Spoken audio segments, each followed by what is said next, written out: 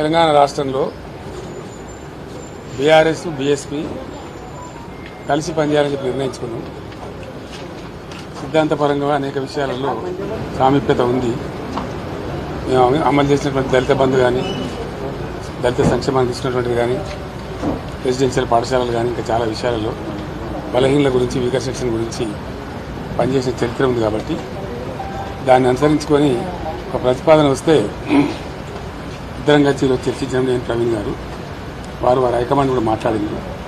అక్కడి నుంచి వారి అనుమతి తీసుకొని మేము చర్చలు చేసిన తర్వాత కలిసి పనిచేయాలని చెప్పి స్థూలంగా ఒక నిర్ణయానికి వచ్చినాం. పని చేస్తాం కూడా. మిగతా విషయాలు మీకు కావాల్సిన లెక్కలన్నీ రేపు ఎల్లుండి చెప్తాం. అంటే సీట్ల మీద రేపు అనుకుంటాం కదా. ఈరోజు స్థూలంగా ఇది అయిపోయింది. బేసికల్గా ఇన్ ప్రిన్సిపల్ ఇది అయింది. తప్పకుండా కొన్ని సీట్లు వాళ్ళు పోటీ చేయాల్సిందే, కొన్ని సీట్లు మేము పోటీ చేయాల్సిందే. ఒకసారి అలయన్స్ అనుకున్న తర్వాత గౌరవప్రదంగానే ఉంటుంది కదా. సో వీళ్ళు తెలియదు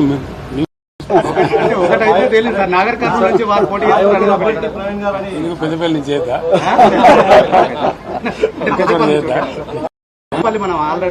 వరంగల్ స్టేట్ ప్రెసిడెంట్ వరంగల్ నుంచి చేద్దా ఎక్కడేం చేసి దానికే ఉంటుంది. జనరల్ సీట్లు కూడా చేయొచ్చు. జనరల్ సీట్లు కూడా చేయొచ్చు. నేను ఇంకా తనతో మాట్లాడలేదు.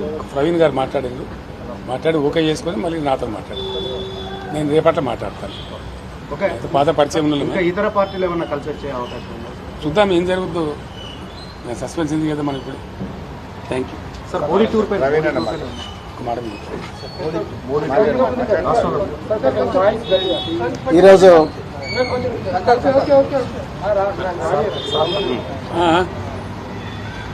ఈరోజు తెలంగాణ మాజీ ముఖ్యమంత్రి శ్రీ పెద్దలు గౌరవనీయులు శ్రీ కేసీఆర్ గారిని కలిసినందుకు చాలా ఆనందంగా ఉంది.